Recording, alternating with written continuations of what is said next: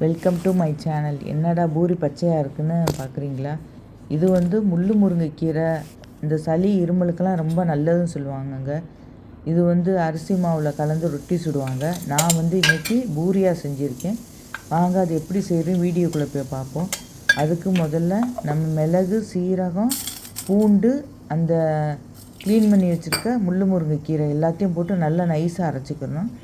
அப்புறம் உப்பு போட்டு தண்ணி அதை மிக்ஸ் பண்ணி உப்பு கரைஞ்சோடனே நம்ம தேவையான அளவு கோதுமை மாவு போட்டு இந்த கீரை மிக்சியில் அரைச்ச கீரை விழுதையும் போட்டு தண்ணி ஊற்றாமல் இந்த கீரை விழுதை வச்சே பிசைஞ்சிக்கணுங்க.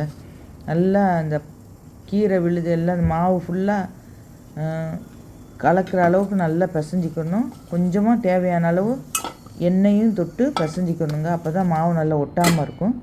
இப்போ ஒரு 15 நிமிஷம் கழித்து மாவு ஊறினோடனே நம்ம பூரி திரட்டி போட்டுக்கலாங்க. இந்த பூரி வந்து நல்ல புசு புசுன்னு வரும். அதே போல் இந்த முள்ளு முருங்கைக்கீரை பூரி வந்து உடம்புக்கு ரொம்ப நல்லதுங்க. சளி இருமலுக்கெல்லாம் நல்ல தாராளமாக சாப்பிடலாம், நல்லா கேட்கும். இந்த பூரியோட ரெசிபியை செஞ்சு பாருங்கள். உங்களுக்கு பிடிச்சிருந்துச்சின்னா மற்றவங்களுக்கு ஷேர் பண்ணுங்கள். அவ்வளோ ஒரு டேஸ்ட்டாக இருக்கும். இதுக்கு நம்ம தேங்காய் சட்னியோடு சாப்பிட்டாலே போதும். பூரி கிழங்கோடு சாப்பிட்ணும் அவசியம் இல்லை. செஞ்சு பார்த்துட்டு என்னோடய சேனலை சப்ஸ்கிரைப் பண்ணுங்கள். தேங்க்யூ ஃபார் வாட்சிங்.